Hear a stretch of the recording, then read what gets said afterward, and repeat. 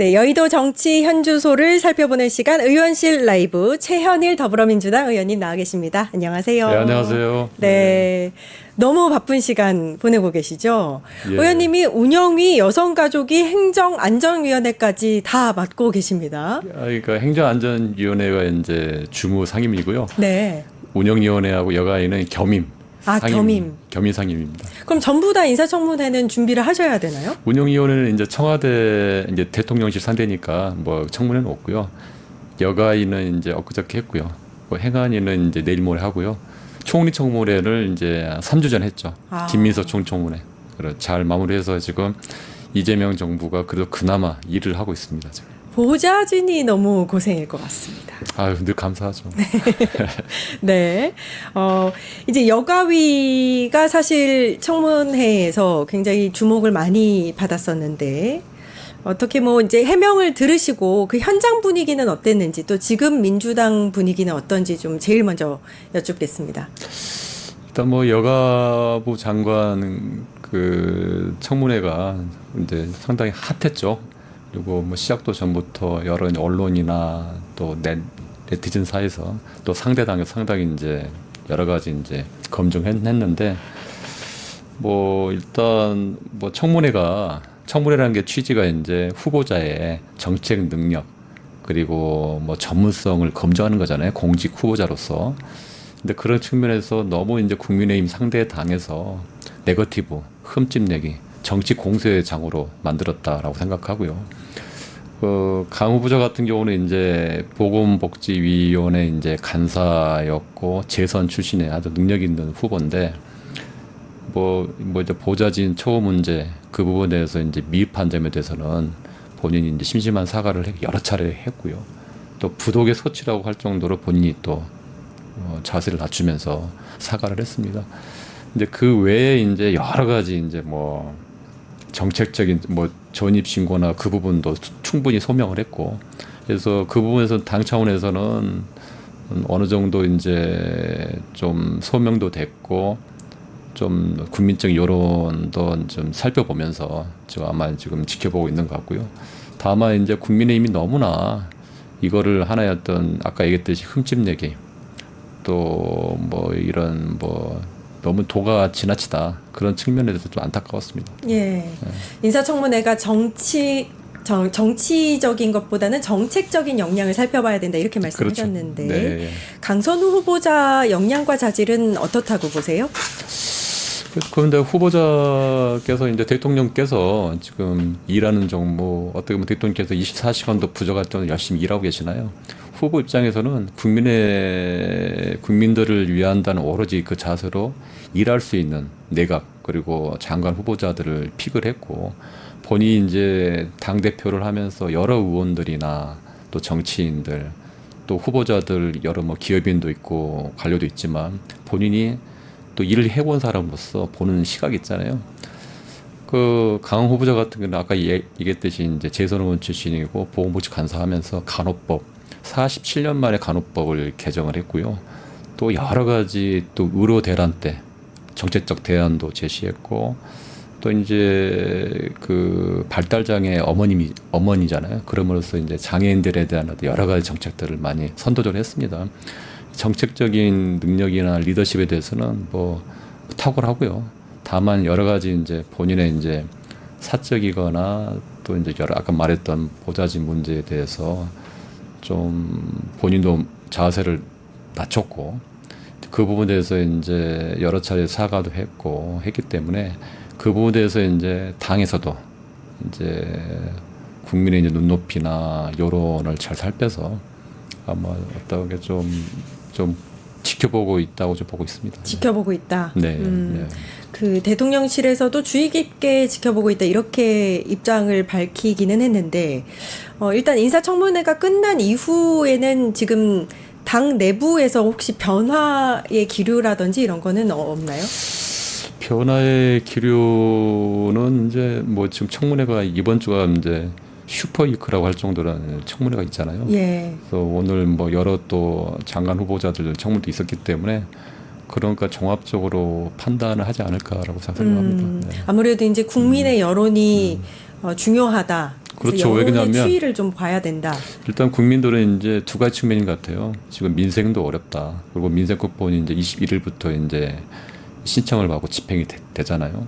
그리고 이제 윤석열 정권 3년 동안에 잃어버린 그 국정 그 3년을 이제 정상화해야 되고, 그래서 일하는 대통령 그리고 같이 함께 뛸 수 있는 내각을 원하는데 진짜 이거 도와줘야 된다라는 게 하나 있고요. 또 그런 측면에서 이제 국민의힘이 이제 발목 잡기, 분풀이 이런 흠집 내기 이런 하는 것에 대해서 상당히 부정적인 여론이 있다고 봅니다. 또 한편으로는 또 이제 국민의 눈높이, 정서에 또 부합하지 못한 측면, 그거에 대해서는 각 후보들이 하나하나 좀 이제 소명을 하기 때문에 그런 것들을 종합적으로 일주일 동안 지켜보고 뭐 당에서 또 뭐 임명권자가 또 판단하는 거니까요. 그래서 지켜봐야 될 것 같아요. 예. 그 행안위 계시니까 윤호중 행정안정부 인사청문회는 준비가 잘 되고 계시죠? 지금 18일에 인사청문회가 있는데 어떤 점을 중점적으로 보고 계세요? 윤호중 후보 장관 후보님은 뭐 저희 이제 뭐 당에서도 그렇고요. 뭐 국회, 당 그리고 청와대에서도 경험이 있으셨고, 하여튼 뭐 원내대표, 정책위의장, 뭐 비대위장, 법사위원장 뭐 할 수 있는 당직은 다 하신 것 같아요. 그래서 이게 정무적인 감각, 정책적인 능력 아주 탁월하시고요. 지난번 이제 대선 때 그 요번에 민주당이 이제 대선 승리하는 과정에서 총괄 선대위원장 역할을 해서 또 무난하게 이끄셨고, 또 무엇보다도 행안부가 이제 부처의 맏형 역할을 하잖아요. 그 중에 이제 행안부를 전체적으로 이제 행안부가 각 부처의 수장으로서 뭐 정부 조직 개편이나 또 지방 소멸 문제도 있잖아요. 그런 부분도 본인이 이제 지방혁신 균형 발전 추진단장을 했던 경험도 있고 했기 때문에 아마 뭐 이건 능력이나 경험이나 여러 측면에서는 뭐 야당도 부인하지 않을 거라고 생각합니다. 국힘에서는 음주 경력을 좀 문제를 삼을 예정으로 좀 알려져 있거든요. 예측이 네. 되는데 그 부분은 어떻게 보고 계세요?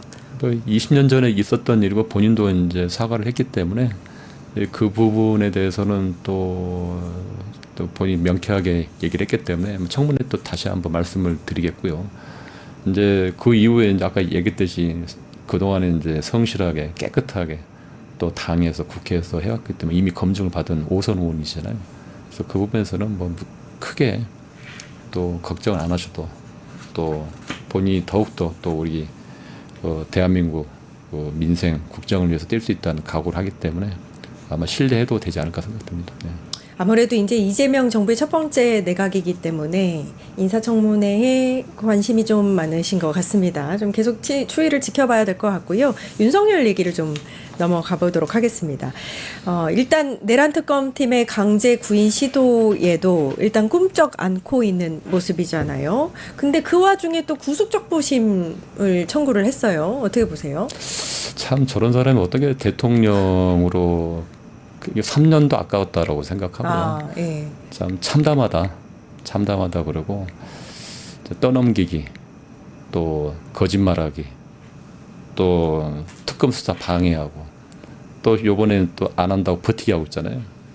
근데 그런 모습 보면서 진짜 저런 특권 의식이, 저런 이제 국민 그 정서에 맞지 않는 저런 오만함이 결국은 계엄까지 갔구나라는 생각을 했고, 저렇게 하면 할수록 지금 증거들도 넘치고 있고, 또 함께 했던 뭐 경호처 뭐 차장, 또 증거 비서관 김태호 다 이제 증언을 이제 번복하고 있잖아요. 예. 이제 본인한테는 이제 설 자리가 없는 겁니다. 저렇게 하면 할수록 국민들은 본인의 잘못, 본인의 불법, 그리고 법의 심판을 진짜 엄중하게 받을 수밖에 없다는 걸 본인 스스로 증명하려고 좀 봅니다. 네. 일단은 왜 이렇게까지 특검 소환에 불응하는가에 대해서 측근이 서정욱 변호사 같은 경우에는 수입은 모습을 보여주는 게 망신주기용이다, 뭐 이렇게 보고 있다, 이렇게 분석을 했는데 그 부분에 대해서는 어떻게 생각하세요? 특검 조사, 아니 지금 대한민국은 모든 법 앞에 평등하잖아요. 전직 대통령, 그것도 내란 피의자 피의자가 어떻게 법 앞에 특권, 특혜를 받을 수는 없잖아요. 그것도 특검 조사 4번이나 불능하면서 또 특검도 거부하면서 변호사 접근은 4번이나 하루에 하고 아까 얘기했듯이 부정선거 음모론자의 모스탄에서 면담을 시도했다는 것도 이미 밝혔잖아요.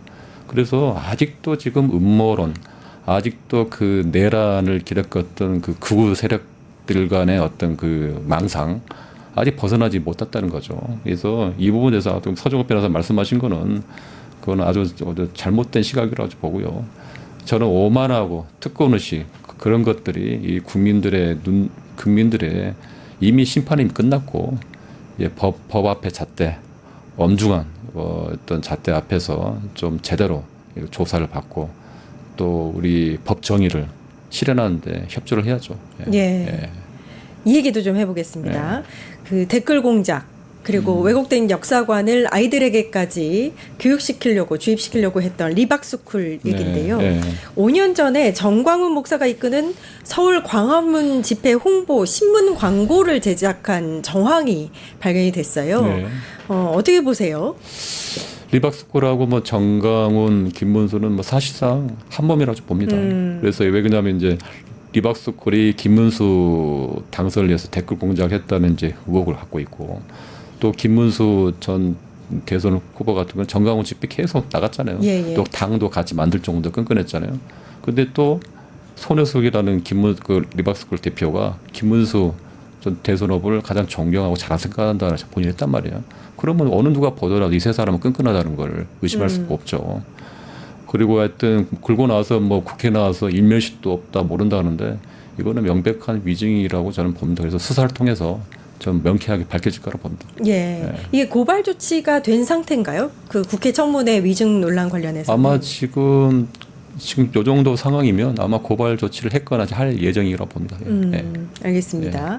이 리박스쿨이 또 문제가 그 늘봄 학교의 사업 기관으로 선정이 됐잖아요. 그 과정에서 대통령실 압력이 있는 걸로 의혹이 불거지고 있는데 그 부분에 대해서는 어떤 점을 중점적으로 들여봐야 된다고 생각하세요? 이제 모든 국민들이 충격받았죠. 우리 아이들의 학교에서 방과후 수업으로 그런 극우 교육을 받고 있다는 것에 충격을 받았고 그러한 과정에서 이제 윤석열 전 대통령이 또 이제 교육비서관을 통해서 손호수 대표가 이사장으로 있는 글로리 사회적 협동조합의 늘봄 교육을 시켰다는 의혹이 있잖아요. 교육부를 압력했다는. 그래서 이러한 것들이 이제 경찰 수사를 통해 가지고 밝혀지면 이 리박스쿨도 어떻게 보면 윤석열 씨 이게 이 피의자 이 씨에 또 하나의 또 혐의가 추가될 수 있다라고 저는 보고 있습니다. 예. 그러니까 윤석열이 직접적으로 그 아이들의 교육까지 이제 침해하려고 했다. 교육권까지 이렇게 보시는 거죠? 그 지난 3년 동안 온갖 그 진짜 부당하고 진짜 불법적인 어디 본인이 뭐 수능도 전문가라고 할 정도로 검사를 했다는 식으로 진짜 웃지 못할 그런 진짜 그것들을 많이 했잖아요. 여법관 같은 경우도 마찬가지로 봐요. 진짜 말도 안 되는 그 망언, 그 망상을 교육까지 또 초등학생 아이들까지 영향을 미쳤다는 의혹에 대해서 거기다음 리박스쿨이 또 실제로 그렇게 했고 또 그런 과정에서 대통령실 교육비서관이 개입을 했고 또 보니까 뭐 행정관이 주선해가지고 손호수 대표가 이끄는 학생들 대통령실 결합을 여러 번 했다는 거 아니에요. 그래서 그런 것들이 수사를 통해서 밝혀질 거라고 봅니다. 예. 뉴스나 뭐 여러 가지 방송 통해서 아이들이 전두환이나 이승만을 찬양하는 그런 뭐랄까요? 발표를 하는 모습을 보고 제가 정말 진짜 뜨악했습니다, 진짜. 한 뭐 진짜 40-50년 전 뭐 계엄도 불법 계엄도 40-50년 전에 우리가 진짜 어릴 적에 경험했지만 그 내용을 보고 40-50년 전으로 돌아가는 느낌 타임머신 타고 돌아가는 기분이었어요. 도저히 그 상상할 수 없는 거라고 봅니다. 윤석열이 전두환이 되고 싶었나 이런 생각도 들고요. 예. 이승만이나 정두환이 되고 싶었나 이런 생각을 해봤습니다. 국민의힘 상황도 좀 살펴볼게요. 이틀 연속으로 이분을 불렀습니다. 전한길 씨. 전한길 씨를 불러 들어서 부정선거 의혹을 계속해서 제기하고 있습니다. 혁신위가 추진하는 혁신은 이미 물 건너간 것 같고 계속해서 이렇게 나오는 이유가 뭘까요? 그 국민의힘은 한마디로 해체를 해야 되고요. 더 이상 정당으로서 가치가 없고 뭐 위헌 정당이라고 보고요. 진짜 해산이 되더라도 전혀 의문의 여지가 없는 정도. 왜냐하면 전한길 씨가 와가지고 뭐 거기 국민의힘 지도부가 앉혀 있는 또 그 윤상현 씨가 지금 뭐 윤 어게인 해가지고 외치던 사람 아니에요. 주최한 토론에 와가지고 윤석열 대통령이 구국의 결단으로 비상경 선포했다. 윤석열 대통령이 출당시켜 대답 이런 망언을 하는데 지도부가 총출동했다는 거죠. 이거는 결국은 아직도 본인들이 대선에 패배하고 또 탄핵을 당한 그리고 파면당한 당의 그 주요 40 또 몇 명이 그때 한남동 가가지고 그걸 한번 했었잖아요. 아직도 지금 그때 그 모습 그리고 내란 동조정당의 그 DNA를 아직 벗어나지 못했고 구제불능이다라고 생각하고 오늘 또 윤희숙 혁신위원장이 뭐 윤상현, 권성동, 나경원 등 해가지고 뭐 일단 결심하라 한 거 아니에요. 나가라 한 거 아니에요. 그래서 지금 한번 지켜봐야겠지만 과연 그분들이 혁신의 대상들이 그 진짜 순순히 갈지 제가 보기에는 윤희숙도 조만간 혁신이 또 자초할 거라 보는데 저는 여기 국민의힘에는 더 이상 국민 없다고 봅니다. 예. 네. 그 자당에서 나온 대통령이 탄핵까지 당했는데 아직 정신 못 차렸다 이런 생각이 들고요. 구제불능이에요. 네, 네, 그러니까요. 네. 국민의힘 내부에서 계파 갈등도 상당한 것 같습니다. 친윤계와 친한계 계파 갈등이 계속해서 이루어지고 있는데 친한계 김종혁 이분이 권영세가 한덕수를 위해서 100억 원을 지출했다. 이런 소문이 있다. 이렇게 이야기를 했다가 또 이제 서로 뭐 고발을 하겠다. 이런 얘기까지 나오고 있습니다. SNS에서 이렇게 충돌하는 모양새인데 이 부분은 어떻게 보고 계세요? 일단 뭐 계파 간의 갈등도 그렇고 뭐 지금 아까 얘기했듯이 이 당에서는 희망이 없는 것 같고요. 뭐 안에서 뭐 이전 투구심에 권력 투쟁하는 것에 대해서 많은 국민들이 걱정뿐만 아니라 뭐 관심도 없을 것 같고요. 이재명 정부가 지금 65% 이상의 지지율을 좀 갤럽 조사를 받았잖아요. 그래서 그쪽에 관심과 환호를 하고 있고 제도를 일하길 바라고 이 당에서는 더 이상 뭐 근데 당원들 사이 뭐 그런 말 하잖아요. 이영자당이라고 이미 영남 자민연당이다. 아, 네. 그러니까 이미 그거 대구에서도 아마 지지율이 아마 그 대통령 지지율이 찬성이 더 높다고 나왔던 걸로 알고 있어요. 그래서 더 이상 이제 뭐 몰락 해체 아마 윤희숙 혁신위원회 자초하는 기점으로 이제 이 당은 더 이상 회생 여지가 없다고 봅니다.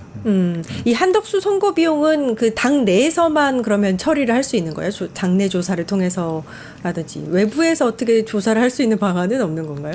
그 부분도 이제 공당이기 때문에 그런 부분이 있으면 당연히 네. 고발 조치가 되면 세금이 쓰인 거니까. 그렇죠. 예. 그 보존을 받았고 뭐 그런 문제 있기 때문에 충분히 뭐 조사나 수사 대상이 될 수 있다고 보는데 그 구체적인까지는 잘 모르겠습니다. 민주당 이게 국힘이 나설 것 같지는 않아서 민주당 측에서도 좀 한번 해보면 어떨까? 아니 저 국민의힘에서는 뭐 할 것들 뭐 해야 할 것들 해서는 안 될 것들 다 하는 것 같아요. 그러니까 진짜 보면 거의 코미디 수준인 것 같아요. 막장 네. 코미디. 예. 네, 잠깐 민주당 얘기도 마지막으로 해보면 다음 달에 이제 민주당 신임 당 대표가 선출이 되잖아요. 네, 예. 지금 뭐 이제 당 대표 선거가 뭐 이렇게 과열 조짐은 없는 것 같고, 약간 이제 중립 의무를 지키고 있는 상황이긴 한데 사실 막상막하라서 누가 되실지도 잘 모르는 상황이고 어떻게 보고 계세요? 당 분위기는 어떤가요? 아직은 지금 이번 주말부터는 아마 충청도부터 시작이 된 것 같아요. 그래서 이제 권리당원 투표는 아마 오늘인가 내일부터 시작이 된 것 같고요. 그래서 아직은 슈퍼위크 이제 그 인사청문회 거기 관심이 가 있고 그리고 뭐 우리 국회의원들 포함해서 정치인들이나 당원들도 아직은 그쪽에 관심은 없고 다만 일부 이제 그쪽에 좀 하는 쪽 지지하는 분들이 좀 하고 있는데 아마 인사청문회 끝나고 뭐 이번 주 주말 다음 주부터는 이제 서서히 관심이 가지라고 생각하고요. 그리고 어느 누가 되더라도 두 분 다 우리 윤석열 정권 3년 그거 이제 탄핵 그리고 정권 교체를 위해서 앞장섰던 두 분이거든요. 그래서 당원들이 어느 누구를 할 것 없이 다 애정을 갖고 있고 그래서 선의 경쟁을 하고 있기 때문에 뭐 좀 그걸 지켜보시면 이재명 정부가 왜 잘 될 수밖에 없는지를 확인하는 계기가 될 거라고 봅니다. 의원님께서는 어떤 캠프에서도 활동을 안 하고 계시나요? 그러니까 저는 뭐 열심히 하여튼 우리 청문회 준비하고 있고요. 아, 청문회. 원내 부대표로서 이제 또 중립적 역할을 하면서 하여튼 열심히 하여튼 뭐 하여튼 의정활동 하고 있습니다. 누가 가능성이 많을까요? 이재명 우리 대통령님의 국정 운영이 하여튼 성공하는데 네. 열심히 뛰고 있습니다. 그게 누군지는 잘 모르시겠나요? 네, 뭐 제가 궁금해서. 네, 그러시군요. 네, 의원실 라이브 여기까지 하고요. 최현일 더불어민주당 의원님과 이야기 나눠봤습니다. 함께해 주셔서 감사합니다. 네, 고맙습니다. 네. 바로 1타 정치 찾아뵙겠습니다. 어디 가지 마세요.